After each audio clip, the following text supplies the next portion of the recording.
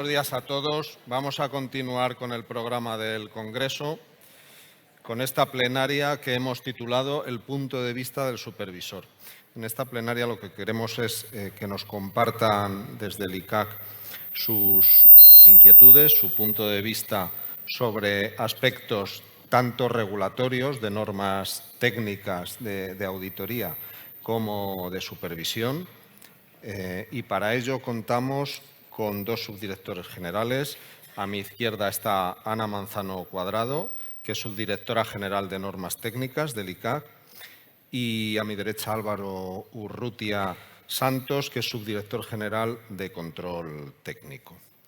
Les agradecemos enormemente su participación y esperamos que tengáis la oportunidad de lanzar los mensajes clave que consideréis oportunos para ese objetivo que venimos hablando de trabajar con la máxima calidad. Vamos a estructurar el debate, la charla, en tres bloques. En un primer bloque vamos a hablar de lo que está afectando a las auditorías actuales. En un segundo vamos a tratar de ver, de mirar hacia el futuro, un futuro inmediato y un futuro más allá. Y luego queríamos también compartir un poco las inquietudes últimas desde el punto de vista del supervisor. Si nos diera tiempo, podríamos hablar algo también de medio ambiente, que este tsunami que nos han contado nuestros compañeros en la ponencia anterior.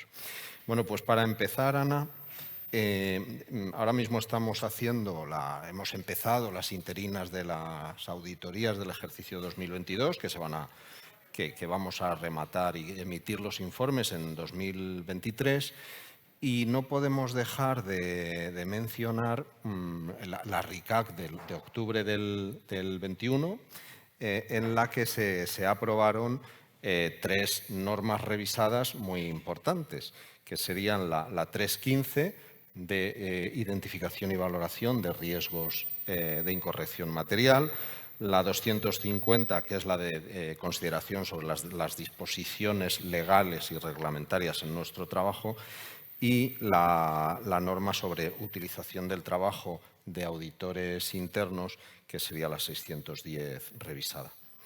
Y queríamos saber tu opinión, por una parte, de cuáles son los aspectos más relevantes de cada una de ellas y, bueno, y un poco cuál sería, a tu juicio, aunque ya tenemos una idea de qué sería la 315, pero bueno, ¿cuál sería la más importante de esas normas? Pues sí, efectivamente, como tú bien decías, yo creo que de las tres normas que se aprobaron, la más importante es la 315 revisada.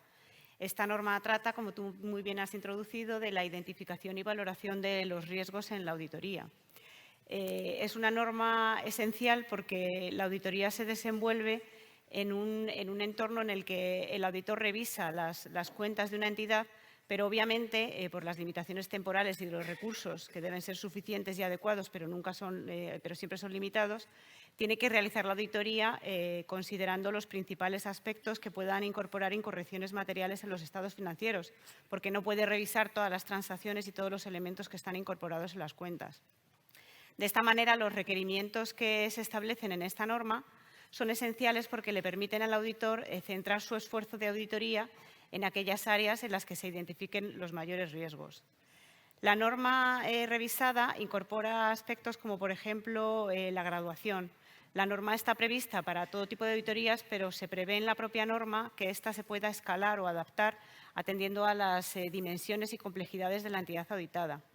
Además, se incorporan también aspectos de escepticismo profesional. El escepticismo profesional no es algo nuevo, está regulado en la NIA 200, pero en las últimas revisiones que está haciendo el IASB de las normas lo va incorporando como un elemento esencial. Y en esta norma en concreto lo que se establece es que cuando el auditor diseñe y aplique los procedimientos para la identificación y valoración del riesgo, tiene que aplicarlos de manera que no esté sesgado hacia la obtención de evidencia que corrobore otra evidencia o hacia el descarte de evidencia que pueda ser contradictoria. El auditor lo que tiene que hacer es obtener un conocimiento de la entidad, de su entorno y de su sistema de control interno. También obtener conocimiento del marco de información financiera aplicable a la entidad, para ver si las políticas que está aplicando son congruentes con el marco y coherentes con las aplicadas en ejercicios anteriores. hay un aspecto que se incorpora en la norma también, que es el concepto del riesgo asociado al empleo de las tecnologías de la información, porque cada vez más las nuevas normas, luego lo veremos también cuando hablemos de la 500, van incorporando este hecho, que es un hecho consumado, que es que tanto las entidades auditadas como los auditores van haciendo uso de herramientas automatizadas. Entonces, esto es un elemento de riesgo también que los auditores deben valorar.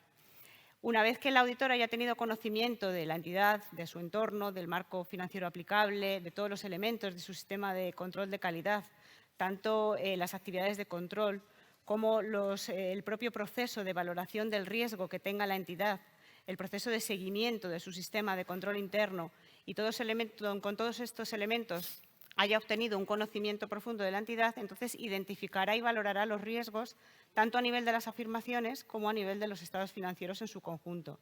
Y, por último, la norma establece un requerimiento que se conoce con el término de stand back, de decir, antes de terminar voy a pararme y valorar si realmente he obtenido la evidencia que necesito para la identificación y valoración del riesgo y que me permita, además, a su vez, una vez identificado y valorado los riesgos correctamente, diseñar los procedimientos posteriores para responder a dichos riesgos. Como veis, claro, esta es la parte fundamental de una auditoría, son los cimientos, estamos construyendo lo que luego vamos a desarrollar durante toda la auditoría, con lo cual construir unos buenos cimientos pues es como en una casa, es una parte esencial de la auditoría. En relación con la otra norma, que fue otra de las normas que fue aprobada en esa resolución que mencionabas de 2020, tenemos la norma 250, que es la que regula la responsabilidad del auditor en relación con el cumplimiento por parte de la entidad de las disposiciones legales y reglamentarias que le resulten de aplicación. La aplicación de esta norma puede ser muy variada porque las entidades auditadas pueden operar en distintos entornos. Hay entidades como, por ejemplo, los bancos y los seguros que operan en un entorno mucho más regulado que otras entidades que puedan operar en un entorno menos regulado. Entonces, la norma lo primero que establece es una diferenciación entre cuál es la responsabilidad de la entidad, que es responsable de cumplir, de asegurar el cumplimiento de las disposiciones que le sean aplicables, y, por otro lado, cuál es la responsabilidad que tiene el auditor. Y para esto diferencia dos tipos de normas distintas. Tenemos unas normas que podrán tener efecto directo en los estados financieros, respecto a las cuales los auditores tienen que obtener evidencia de su cumplimiento, y luego unas normas que no tienen efecto directo en los estados financieros, pero que sí que pueden afectar a las condiciones de autorización para la entidad para realizar su actividad o al propio ejercicio de la actividad que desarrolla. Y de estas tendrá que aplicar procedimientos para detectar si se produjeran incumplimientos. También es cierto que la norma reconoce que las limitaciones inherentes que existen en toda auditoría, en el caso de la verificación del cumplimiento de las disposiciones legales y reglamentarias, adquieren una especial importancia, porque si hay un incumplimiento puede haber elementos para tratar de ocultar ese incumplimiento. Entonces, aquí las limitaciones inherentes para el auditor pueden ser mayores. De la norma, lo que me interesaría destacar es la obligación de comunicación que tiene el auditor, porque aquí es donde en nuestra adaptación a España hemos incluido el cajetín para hacer referencia a una serie de obligaciones que tiene el auditor y que merece la pena destacar. Tiene una serie de obligaciones de comunicación interna, es decir, tiene que comunicar a los responsables de gobierno si se detectara algún incumplimiento. Y si se tienen indicios de que esos incumplimientos puedan estar afectados por las personas de la dirección o de los responsables de gobierno, tendrá que escalarlo, por ejemplo, pues al comité de auditoría. Y en este sentido, la norma española hace una referencia a la obligación que tienen los auditores de entidades de interés público de comunicar a la Comisión de Auditoría en su informe adicional los incumplimientos significativos que hubieran detectado en el desarrollo de su auditoría. Pero, además, la norma prevé que el auditor tenga que evaluar si tiene algunas obligaciones de comunicación a personas externas a la entidad, a autoridades competentes. Y, en este sentido, en el cajetín de adaptación de la norma a España se hace mención a varias obligaciones que puede tener el auditor, como, por ejemplo, el artículo 7 del Reglamento Comunitario, que establece los requisitos específicos para auditorías de entidades de interés público, que establece que si el auditor detecta alguna irregularidad en el ejercicio de su actividad, lo deberá comunicar a la entidad y si la entidad no reacciona bien, no investiga y no adopta los mecanismos necesarios para que no se repita, lo deberá comunicar a las autoridades que sean responsables de gestionar la irregularidad según el tipo de que se trate. Además, también se establece la obligación de comunicar al supervisor de la entidad auditada si se detectan incumplimientos de normas que sean esenciales para la actuación de la entidad. Y, por último, se hace una referencia al artículo 31 de la Ley de Auditoría de Cuentas, que es un artículo muy importante. Es el artículo que regula la obligación de secreto de los auditores, pero que en el propio artículo se establece que esta obligación de secreto decae ante el artículo 262 de la Ley de Enjuiciamiento Criminal, que si se detecta el cumplimiento de algún delito, el auditor está obligado a comunicar y no puede alegar su obligación de secreto para no realizar tal comunicación. Entonces, esto es lo que querría yo destacar de la NIA 250. Y, por último, la NIA 610 revisada, que es la que trata de la responsabilidad del auditor en la utilización de la función de auditoría interna. Esta norma, la norma internacional, tiene dos partes. Tiene una parte que regula la responsabilidad del auditor cuando decide utilizar el trabajo hecho por la función de auditoría interna como evidencia para su auditoría, y por otro lado una segunda parte que es cuando utilizaría la asistencia directa por parte del auditor interno para la realización de su auditoría. La propia norma prevé que existan jurisdicciones en las que por temas de independencia esta segunda parte no se aplique, y este es el caso en España. La norma, tal y como la hemos adoptado, prácticamente la mitad no se aplica, porque todo esto relativo a la asistencia directa por parte del auditor interno no resulta aplicable en España. Pero aún así, el auditor puede, en base al conocimiento que tenga de la función de auditoría interna y que lo habrá obtenido por los requerimientos que establece la 315 revisada, puede determinar que parte de su trabajo le pueda ser útil como evidencia para su auditoría externa, siempre valorando aspectos como la objetividad, la competencia y la capacidad que tenga la función de auditoría interna, cómo el trabajo que se haya desarrollado se desarrolla con un enfoque que sea sistemático y disciplinado y que incluya un control de calidad, y cómo ese trabajo puede servirle de evidencia para su auditoría externa, y siempre documentando todas estas cuestiones que haya realizado y los procedimientos que haya realizado respecto a la evidencia obtenida de la función de auditoría interna. Muy bien, muchas gracias. Álvaro, ya nos ha mencionado Ana la enorme relevancia que tiene la 315 revisada, en su versión revisada. A tu juicio y por la experiencia que tenéis de los resultados de la supervisión, de la actividad supervisora que realizáis, ¿piensas que realmente era necesario someter a revisión esa norma? Y bueno, si nos puedes comentar, al hilo de los resultados hallados, ¿cuáles son los aspectos de incidencia más reseñables? Bueno, muchas gracias, Javier, y muchas gracias a todos por la invitación que nos han brindado al ICACA para participar en el Congreso. Si me preguntas si creo que era imprescindible la actualización de la 315, la respuesta es probablemente no. Creo que la aplicación de la anterior no estaba completamente agotada, pero sí que creo que era muy necesaria su actualización. ¿Qué estamos viendo en las empresas que son auditadas? Estamos viendo que en los últimos años, en los últimos 10 o 15 años, se ha producido un proceso de automatización y de modernización de sus sistemas de información financiera muy importante. Y estábamos conviviendo con una norma que los auditores tenían que aplicar a la hora de la identificación y la valoración de los riesgos, pues que respondía a las situaciones y circunstancias de hace 10 o 15 años, ¿no? Entonces, con toda esta evolución, ¿era necesario adaptarla? Es muy conveniente. El presidente del ICAC ha dicho anteriormente que las nuevas regulaciones las debemos ver como esa oportunidad para la mejora, no ese coste regulatorio de una carga adicional de supervisión, sino una oportunidad para mejorar. ¿Qué es lo que nos da esta nueva 315? Es un poco lo que ha comentado Ana.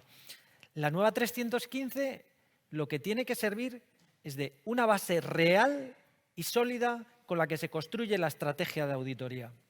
¿Qué estamos viendo en las auditorías realizadas hasta el momento? Pues que en muchas ocasiones la identificación y valoración de riesgos responde al concepto de la norma anterior, que es un concepto muy formalista que nos lleva en muchas ocasiones a que vemos identificaciones de riesgo inconsistentes o extemporáneas. Me explico. En ocasiones vemos que a pesar de que se han identificado riesgos bajos, riesgos inherentes bajos y riesgos de control bajos, luego se determina que existe un riesgo significativo a nivel de afirmaciones o a nivel de los estados financieros en su conjunto. Eso no tiene sentido. A veces vemos que las identificaciones y valoraciones de riesgos están hechas, los papeles de trabajo, con carácter posterior a la realización de los procedimientos de auditoría o al diseño de las respuestas. Esto es lo que nos lleva a la conclusión, es que en muchas ocasiones se estaba viendo la actual norma como una carga y un formalismo. La nueva NIA 315 lo que tiene que servir es para el planteamiento de una estrategia de auditoría basada en lo que Ana ha comentado, el escepticismo. Esta es una palabra en la que inciden mucho todos los supervisores, todos los reguladores internacionales, y es una palabra que el auditor tiene que tener, aunque ya está muy manida y muy escuchada, a la hora de afrontar un encargo, y particularmente cuando un encargo es de nueva aceptación, hay que tener muy claro que tenemos que tener una posición de escepticismo y plantearnos dónde pueden estar los problemas, dónde puede haber incorrecciones materiales en los estados financieros.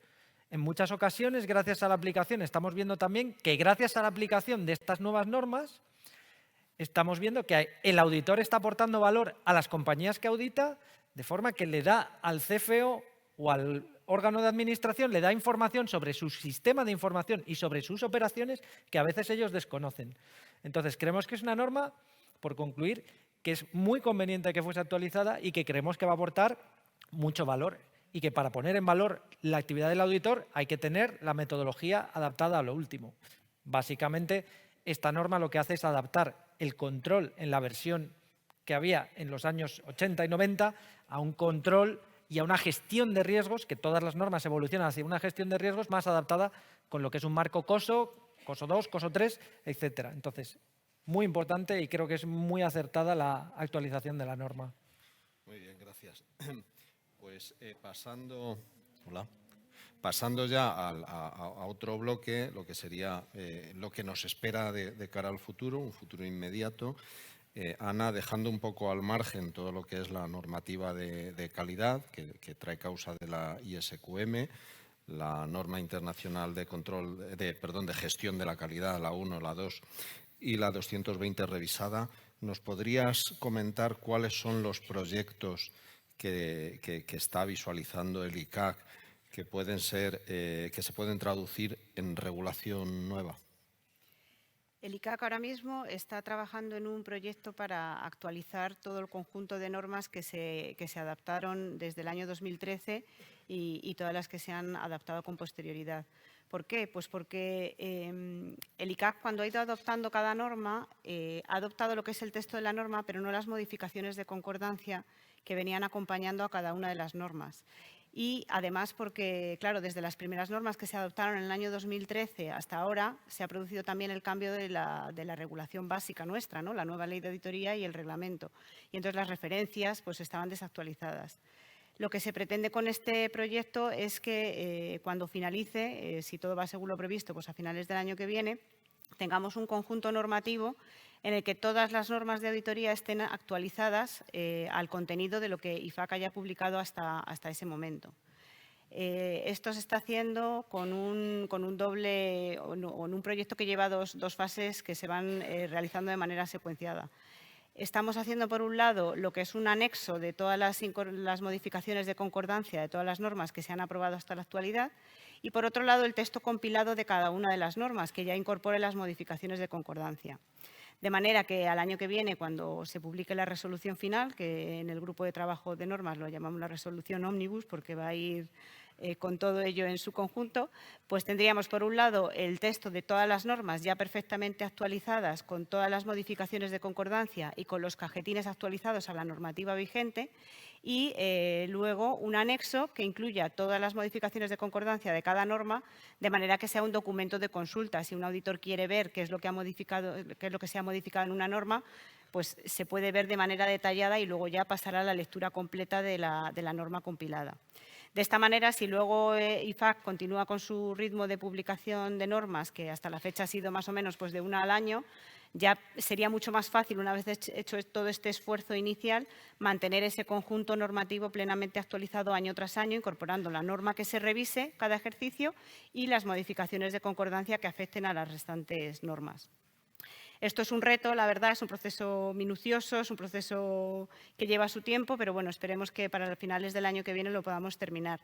Pero además, como si estuviéramos en el circo, con el más difícil todavía, pues en el grupo de normas también el año que viene tendremos que trabajar en la adaptación de la NIA 600 revisada, que está ahora mismo finalizándose la revisión de la traducción y bueno, pues pronto podremos empezar con su adaptación a España.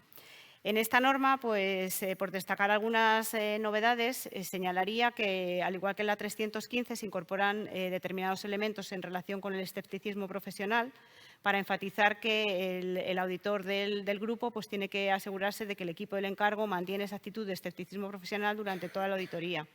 Además, también se incorporan criterios de graduación. En principio, la norma está prevista para todo tipo de grupos, pero se prevé que se pueda ir adaptando pues, a la naturaleza y las circunstancias que concurran en cada grupo.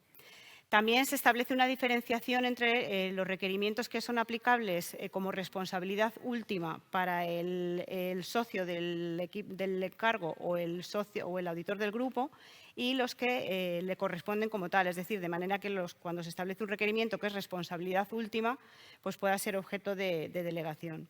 También para incorporar las cuestiones relativas a las normas de control de calidad, pues se establece claramente que la responsabilidad del socio del encargo es garantizar que el encargo de auditoría de grupo se realiza con la calidad adecuada. El auditor del grupo también va a ser responsable de determinar en la estrategia global y en el plan de auditoría cuáles son los componentes sobre los que se va a desarrollar una auditoría. Y, además, tendrá que definir que la participación del equipo del encargo del grupo sea suficiente en relación con el trabajo que desarrollen dichos auditores de los componentes. En cuanto a los requisitos de comunicación, antes, en la norma anterior, había un requisito que recopilaba todas las obligaciones de comunicación que el auditor del grupo tenía al auditor del componente, y ahora todos esos requisitos se van distribuyendo a lo largo de las distintas fases de la auditoría: la identificación de los riesgos, el diseño de la respuesta a los riesgos, la comunicación de la cifra de materialidad, de manera que se quiere enfatizar esa involucración que tiene que tener el auditor del grupo en todo el proceso de auditoría de los componentes. Se refuerzan además también las comunicaciones a la dirección del grupo, que junto con los aspectos de fraude o los aspectos de las deficiencias significativas del sistema de control interno, que estaban ya reguladas en la ANI anterior, pues también se regula que se tiene que comunicar un poco el enfoque de la auditoría del grupo y, sobre todo, en particular, cuál va a ser el trabajo que se va a realizar en relación con las auditorías de los componentes. Y, por último, se refuerza también el requisito de documentación. Se exige la documentación pues, de la base que ha utilizado el equipo del encargo, el auditor del grupo, para definir cuáles son los componentes sobre los que se va a desarrollar una auditoría, la base para la fijación de las cifras de importancia relativa, todo el análisis de las comunicaciones que haya habido entre los auditores de los componentes y el auditor del grupo para que se hayan podido detectar todas las cuestiones que puedan afectar, que hayan sido identificadas por los auditores de los componentes y que puedan afectar a la auditoría del grupo. Y también aspectos relativos a si ha habido alguna restricción al acceso a la información por parte de los auditores de los componentes. Estas serían un poco un poco a vuela pluma las principales novedades. Sí, la verdad es que tenemos por delante unos retos importantes. Pero como reto mayúsculo, yo creo que tenemos ya encima de la mesa todo el tema de organización interna del reglamento que desde julio nos aplica. Y de forma inminente, el 1 de enero, vamos a tener que aplicar la ISQM. En este sentido, claro, que además es que pasamos de una norma de control de calidad a una norma de gestión de la calidad. Para mí, el cambio de sustantivo es toda una declaración de intenciones y un resumen magnífico de lo que era el modelo anterior y a dónde vamos. En este sentido, Álvaro, ¿tú qué piensas, qué destacarías de este nuevo marco? Pues de este nuevo marco lo que destacaría, Javier, es básicamente que es precisamente ese es el cambio, del control a la gestión. Y que esta norma guarda un paralelismo total con lo que hemos comentado antes de la identificación y valoración de riesgos. Volvemos otra vez del cambio de control a la gestión. Cuando estamos hablando de los sistemas de gestión de calidad, el cambio del control a la gestión significa, por entenderlo de una manera muy clara, partir de una situación actual donde en muchas ocasiones tenemos los elementos, las pruebas de control en situaciones dispersas, carpetas, aplicaciones separadas, de una forma que para verificar si estamos cumpliendo o no, hay que ir al encargo concreto, hay que sacar la prueba, hay que saber si se hizo la aceptación en tiempo y forma, si se han cumplido los requisitos de independencia, si se han verificado todas esas cuestiones, si la evidencia hay que irla viendo pues, por carpetas o por aplicaciones, a un entorno integrado en el que los responsables de los distintos elementos y el responsable último del sistema de gestión de calidad va a tener que tener esta información disponible de forma que el sistema funcione constantemente y de manera iterativa, que es una de las cuestiones que dice la norma.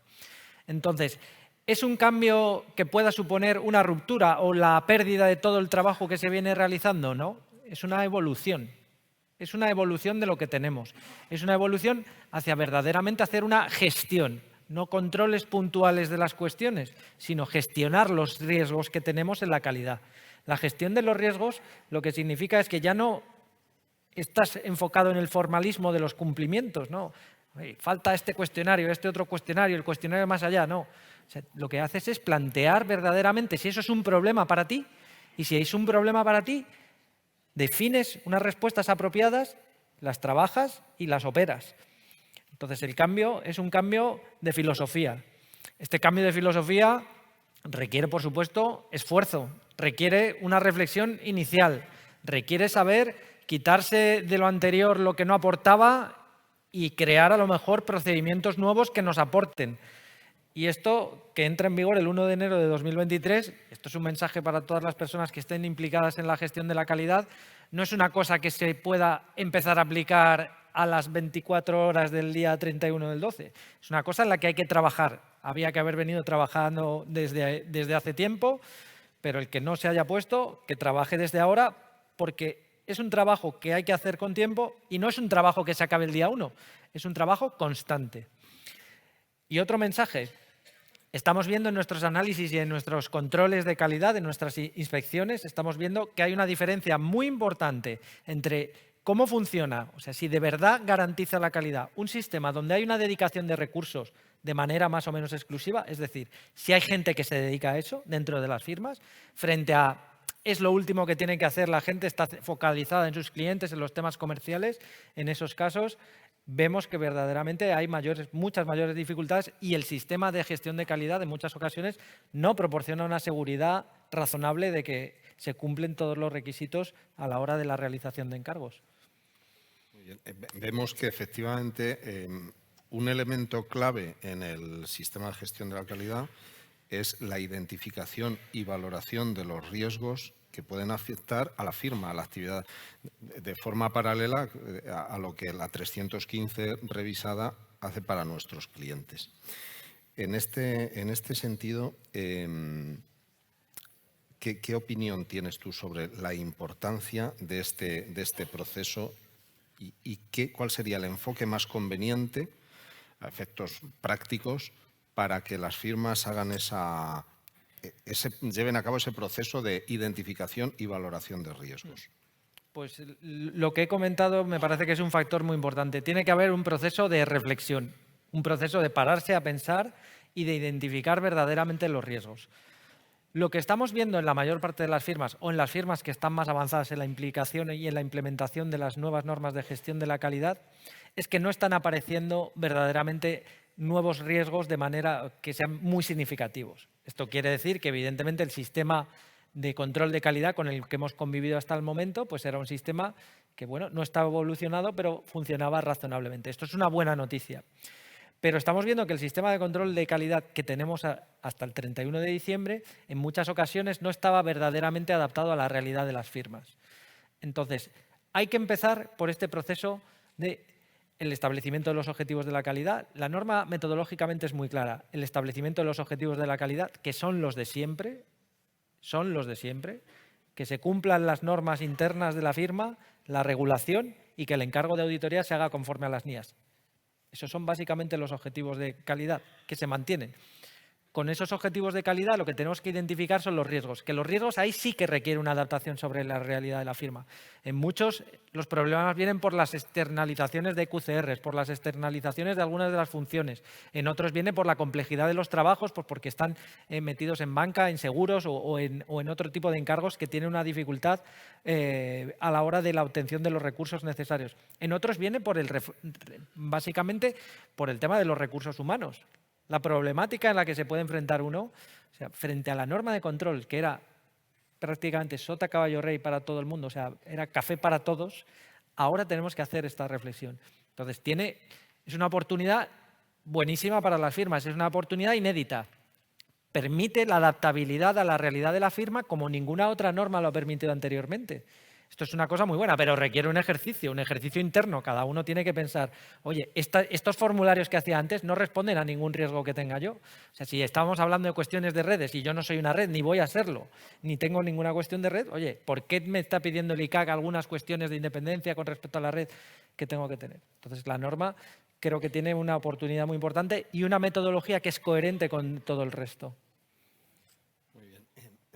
En esta línea estaba yo pensando, y seguramente en la mente de los que hay aquí presentes estará la pregunta que te lanzo, y es que ¿no sería útil que por parte del supervisor pudiera emitir una no sé si llamarlo guía de orientativa, guía de utilización, un documento que nos ayudase a asociar para cada objetivo de los elementos de la ISQM1 unos riesgos, no me atrevo a llamarlos estándar porque evidentemente estamos en un escenario en el que hay que olvidarse de los modelos estándar, pero que nos pudiese ayudar a aterrizar concretamente y afrontar de una forma más exitosa este proceso de reflexión. Pues yo creo, Javier, que ese documento efectivamente sería muy útil, pero en este momento sería contraproducente.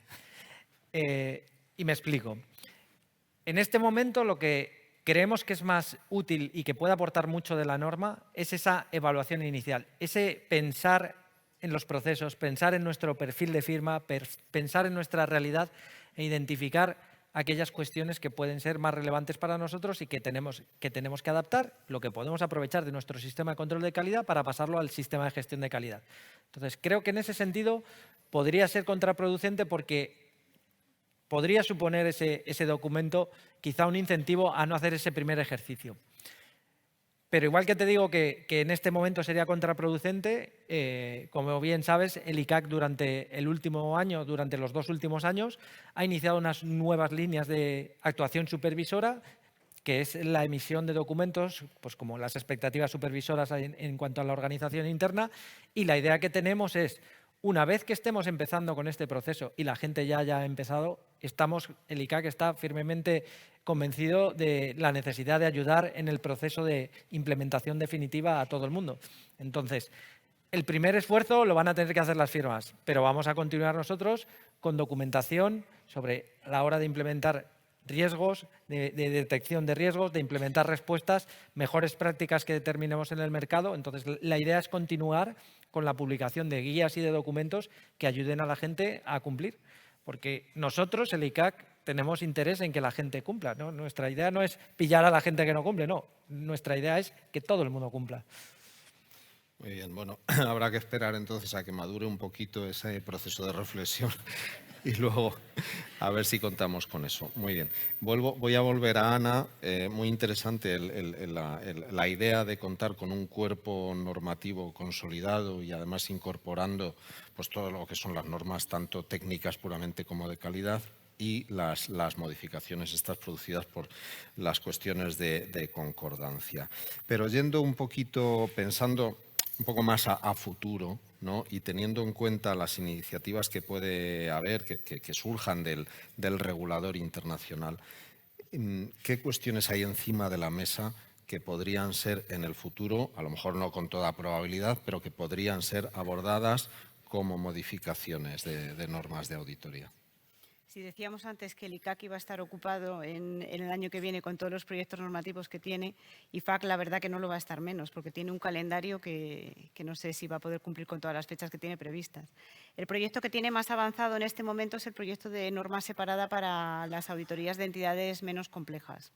A finales del año 2020, IFAC trató de obtener información acerca de cuáles eran las principales complejidades o dificultades que se encontraban en las auditorías de este tipo de entidades y decidió acometer 2 proyectos separados. Por un lado, la preparación de una norma separada para este tipo de auditorías y, por otro lado, el proyecto que denominó CUSP para tratar de atajar a determinados problemas que existen en las normas y que no solo afectan a las auditorías de entidades menos complejas, aspectos de escalabilidad, de proporcionalidad, de complejidad y de comprensibilidad de las normas, pero dio prioridad a la preparación de una norma separada. En julio del año 2021 se presentó un borrador y los reguladores europeos aglutinados a través del CAOB y a nivel internacional a través del IFIAR remitieron cartas de comentarios indicando algunos problemas que veían en este proyecto. Por ejemplo, pues, se señalaba que la graduación de las normas ya está incluida en algunas de las normas que están emitiéndose recientemente por el IASB. He hecho antes referencia tanto en la 600 como en la 315, pero en la 540 ya también había elementos de graduación. Entonces, no se considera necesario que haya un cuerpo separado de normas para este tipo de auditorías, porque además esta existencia de este cuerpo separado de normas puede dar lugar a una fragmentación en el mercado. Los usuarios pueden tender a pensar que al haber dos cuerpos normativos hay dos categorías de auditorías y pueden incluso llegar a percibir que sean de una calidad diferente. También existen determinados aspectos como que, por ejemplo, los auditores, si se especializan en realizar auditorías de entidades menos complejas y solo mantienen el conocimiento de este conjunto de esta norma separada, puedan perder conocimiento que ya tenían adquirido y que es importante que mantengan del conjunto completo de las normas que se aplican a todas las entidades. Y además, bueno, pues como el IASB también había puesto de manifiesto ese proyecto CUSP, pues desde los reguladores se le animó un poco a que fuera este el proyecto prioritario y que incidiera un poco pues, en la mejor regulación de las normas que existen, pero que se siga manteniendo la existencia de un único cuerpo normativo aplicable a todo tipo de auditorías. En el borrador de norma que se presentó, uno de los principales aspectos que también otros que han enviado comentarios, no solamente los reguladores, han puesto de manifiesto una dificultad en el ámbito de aplicación, porque el ámbito de aplicación de la norma se define estableciendo primero una serie de entidades que tienen prohibida su utilización, como por ejemplo pues, las entidades cotizadas, las entidades, los grupos que inicialmente estaban excluidos, aunque luego veremos que es uno de los aspectos que probablemente cambie. Y otro tipo de entidades cuando la legislación de la jurisdicción correspondiente pues así lo prohíba. Luego, además, en la norma se establece una serie de características cualitativas que, de concurrir, pues harían que la entidad no sea una entidad menos compleja y no pueda aplicar la norma. Pero ahí hay una importante aplicación del juicio profesional. Y entonces puede llegar una situación en la que un auditor en una jurisdicción determine que una entidad no es menos compleja y en otra sí. Entonces, se pierde un poco esa vocación de solución global, que es lo que el IASB quería con esta norma. Entonces, la Task Force que está encargada de la realización de este proyecto está trabajando ahora pues, en una mejora de la definición de lo que es el ámbito de aplicación de la norma. También está trabajando en evaluar si todos los requerimientos de la norma se han incluido una vez que se haya hecho un análisis de que realmente sean proporcionados para una auditoría de entidades menos complejas y si es necesario incluir algo más del material explicativo que se incluye en las normas, que ha sido muy limitado en esta norma separada, pero que a veces puede hacer que se pierda un poco el contexto de lo que es una auditoría. Y también está trabajando en la preparación de la parte 10 de la norma, que sería la parte que se aplicaría a auditorías de grupos. Porque, como bien te comentaba antes, en el borrador que se presentó a comentarios, es verdad que los grupos estaban excluidos de manera automática, pero ha habido interés por parte de quienes han comentado al proyecto de que no se excluyan de manera automática, sino que se permita valorar si existen algunas características que les permitan catalogar a esos grupos como de entidades menos complejas, pues que se pueda aplicar esta norma.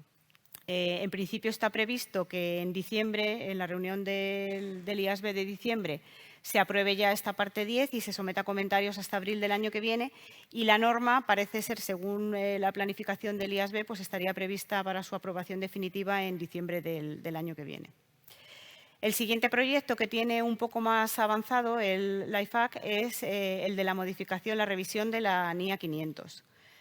A finales del año 2020 también se decidió acometer este proyecto de revisión de la norma 500 para adaptarlo a otras normas y también para considerar un poco el escepticismo profesional en el procedimiento de obtención de la evidencia de auditoría y sobre todo de su evaluación. Y también para asumir lo que antes comentábamos respecto al uso de las técnicas y de las herramientas automatizadas. Entonces, como principales novedades de la norma, pues se cambia la definición de evidencia de auditoría, que es, a partir de ahora va a ser la información sobre la que se realicen los procedimientos y que el auditor va a utilizar para emitir su opinión.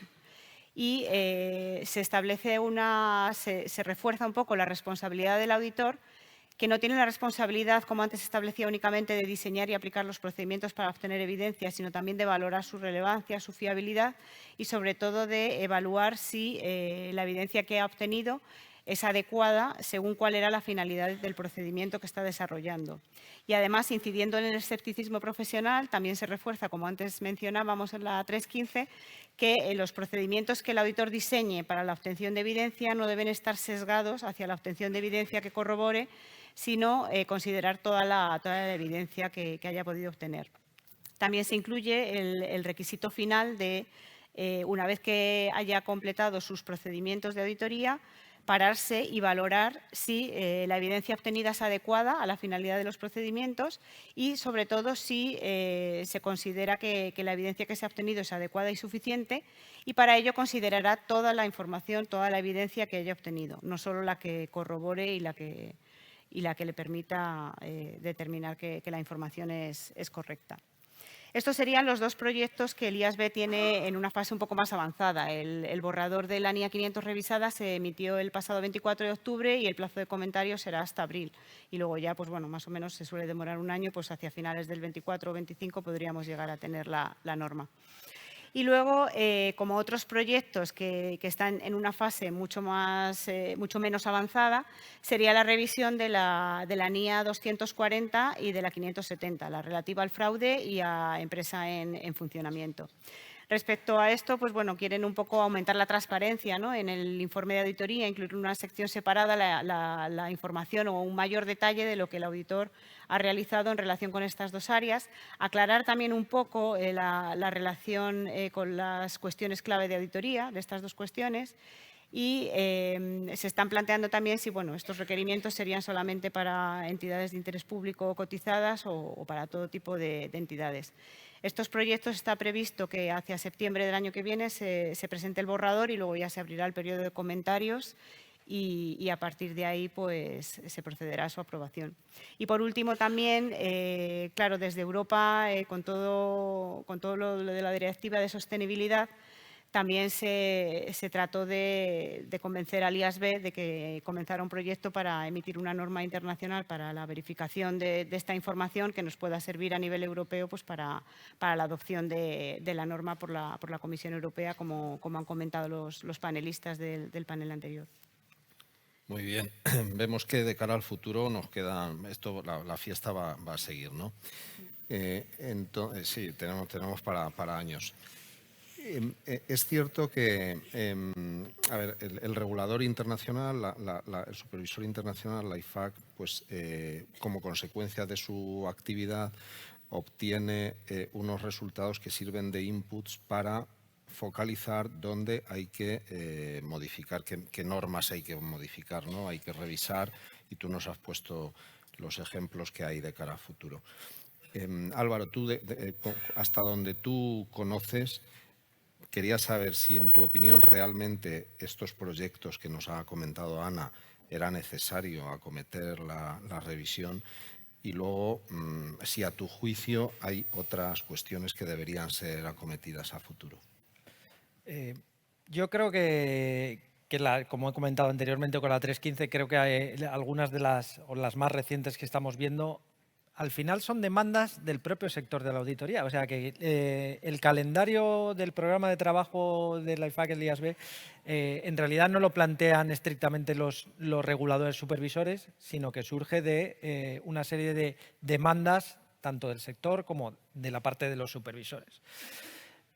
Creo que algunas de las líneas que ha comentado Ana y que están en línea y que están en la cámara, en el disparadero, pues creo que son muy importantes. Los estamos viendo en casos concretos que tenemos muy recientes, pues la modificación de la 240 acerca del fraude o de la 570 para empresas en funcionamiento.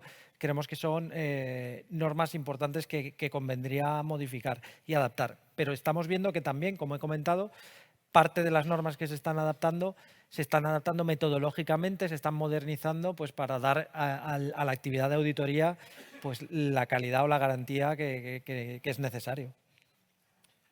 Muy bien. Bueno, Nos hemos metido en temas de supervisión y a mí me gustaría hacerte, Álvaro, una pregunta. Hay una cuestión, vamos a conocer tu opinión, ¿no? Hay una cuestión que es evidente que todos estamos, que desde el ICAC se manifiesta y que estamos viendo, y es el cambio que se ha producido del enfoque de modelo de supervisión por parte del ICAC. En este sentido, me gustaría que tuvieras la ocasión de exponernos a todos un poco en qué consiste este cambio de enfoque y qué efectos crees que puede tener en el conjunto de los auditores. Pues este cambio de enfoque es lo que ha comentado el presidente antes, que es básicamente un cambio de concepción, ¿no? Un cambio de concepción, pasamos de una supervisión tradicional a una supervisión más alineada con los estándares modernos de una actividad financiera, en las que básicamente el supervisor no se concibe como un agente externo al sector que critica toda su actuación, ¿no? Eso sería la vía sencilla, ¿no? Decir todo mal y ya nos salvamos la responsabilidad y nos quitamos y nos ponemos de perfil. La concepción es, estamos todos en el mismo barco. Todos estamos implicados y todos servimos al interés público, de dar a los ciudadanos las garantías que necesitan, la seguridad que tiene que existir sobre la información financiera, que es fundamental para la economía. Señores, que sin esto no funciona la economía. Por eso se está demandando cada vez más la actividad del auditor. Entonces, bajo este cambio de paradigma, pues hemos iniciado una revolución silenciosa, pero revolución en todo. Los procedimientos de inspección y de investigaciones pues, se han multiplicado sustancialmente. Se han modificado también todos los procesos, todas las formas de comunicación. Se han modificado cuestiones como lo que he comentado antes de expectativas supervisoras. Se abren líneas de diálogo con el sector en cada uno de los aspectos que plantean. Se abren líneas de actuación sobre áreas y elementos concretos del sector que creemos que son importantes. Hemos hablado de los recursos y de los honorarios. Se han metido estas actuaciones en el plan de control, ¿no? La detección de honorarios que no responden a los indicadores de calidad. Se ha creado una supervisión basada en riesgos en base a la cual se va a intentar conseguir que la limitación de recursos que tiene el supervisor permita enfocar las actuaciones verdaderamente a donde es necesario. Entonces, la revolución es completa. Creemos que todos, o sea, lo que nos ayuda a todos es a que el sector tenga y proponga una calidad mayor en sus trabajos, a que todo se refuerce y el paradigma de calidad y de prestigio de la profesión se vea reforzado. Evidentemente, todas estas actuaciones no se confundan. Estamos hablando de mano de hierro con guante de seda. Tenemos una actividad intensa supervisora, pero creemos que se trata de ajustar las actividades a los casos donde es necesario realizar esas actividades de supervisión. Muchas gracias. Ya estamos terminando y hay un asunto que me gustaría ya para cerrar tratar, y esto del asunto que hemos visto en la ponencia plenaria anterior, que es el tsunami sobre sostenibilidad, la revolución ESG, en fin, lo que nos viene que a mí me vais a permitir, me recuerda a lo que representó la octava directiva. Muchos de los que estáis aquí, ¿no? A lo mejor no lo conocéis, pero no lo habéis vivido, la octava directiva, con la consiguiente modificación con la publicación de la Ley de Auditoría en el año 88, en el 89 la modificación de la legislación mercantil y en el 90 el Plan General de Contabilidad y lo que supuso el establecimiento del ROAC, la regulación de la profesión, etcétera, etcétera. Y ahora vemos que desde Europa nos viene una cosa que tiene grandes paralelismos y que además tenemos la suerte de que gracias al prestigio, que hay veces que pensamos que no, pero que la profesión tiene todavía prestigio y más que tenemos que trabajar para tener, pues el regulador confía en nosotros para que seamos capaces de hacer esa verificación que representa un reto enorme, lo hemos visto antes, por la situación en la que estamos, de falta de capacidades actual, es una realidad, pero también una enorme oportunidad. Y me gustaría, por cerrar, que cada uno de vosotros me dieseis un poco vuestra visión sobre esta situación de reto y oportunidad para la profesión y también para vosotros, para el ICAC, qué es lo que puede representar. Ana. Muy bien. Es verdad, se ha hablado ya mucho esta mañana sobre el tema de sostenibilidad, pero es cierto que bueno, esto yo creo que es el futuro, ¿no? Los usuarios, los inversores, los consumidores cada vez demandan más información de cómo la actividad de una entidad impacta en el ambiente en el que vive, en el medio ambiente, en la sociedad, en aspectos de igualdad y a la vez también pues, ver cómo estos aspectos también impactan en la actividad de la entidad. Por eso la Comisión decidió que tenía que haber un sistema robusto de presentación de esta información de sostenibilidad que se llama ahora, porque no quieren llamarlo no financiera, porque parece que si no es como de segunda categoría, ¿no? Y lo que quieren es, como bien han comentado los panelistas del panel anterior, que con el tiempo, porque obviamente ahora existen dificultades, pero lleguen a situarse las dos al mismo nivel y como comentaba la panelista del panel anterior, que se elimine ese apellido, ¿no? También antes se ha dicho que estábamos en un viaje, ¿no? En un journey. Yo creo que lo que estamos es ante una montaña, porque es difícil, o sea, tenemos un reto, tenemos que formarnos, tenemos que transponer la directiva, tenemos que tomar decisiones. Los auditores, por ejemplo, pues van a tener que decidir si quieren ser solamente auditores de estados financieros o si quieren también ser auditores de la información sobre sostenibilidad. Entonces uno puede ver la montaña y decir, madre mía, no sé si me atrevo a escalarla. Pues hay que escalarla porque las vistas desde arriba van a ser muy bonitas. Así que yo creo que es verdad que es un reto para todo el mundo. Hay reto para las empresas que tienen que preparar la información. Hay reto para los auditores que tienen que formarse. Hay reto para el ICAC que vamos a tener que también formarnos, que organizar la supervisión y preparar la norma, que también es un gran reto. Pero bueno, yo creo que ya es decisión de cada uno si transforma estos retos en oportunidades. Muy bien, gracias. Álvaro. Yo, Javier, ya por concluir, me quedo con la palabra que dices, la oportunidad. ¿No? Es una oportunidad, no solo una oportunidad de negocio, evidentemente, porque tal y como han explicado los panelistas anteriores, si esta nueva información de sostenibilidad se lleva al grado de madurez al que se ha llevado la información financiera, pues el nicho de mercado evidentemente es enorme, pero la oportunidad sobre todo de dar a los auditores ese papel en la defensa del interés público, o sea, para evitar el greenwashing y para que de verdad las empresas que van a ser revisadas tomen acciones reales contra el cambio climático y contra toda la parte de sostenibilidad y gobierno. Y creo que de verdad ahí el auditor aporta ese marchamo de calidad y de garantía de que de verdad se están tomando esas acciones y que de verdad las empresas están cambiando el mundo. Entonces, el auditor puede formar parte de este cambio en el mundo y me parece muy importante. Pues muchas gracias. Estamos en hora, prácticamente lo hemos clavado. Os agradezco enormemente vuestra participación. No os voy a pedir que deis un tuit, no os voy a poner ese compromiso, pero yo me voy a quedar con una frase que tú has dicho y es que estamos todos en el mismo barco, que me ha gustado mucho. Muchas gracias.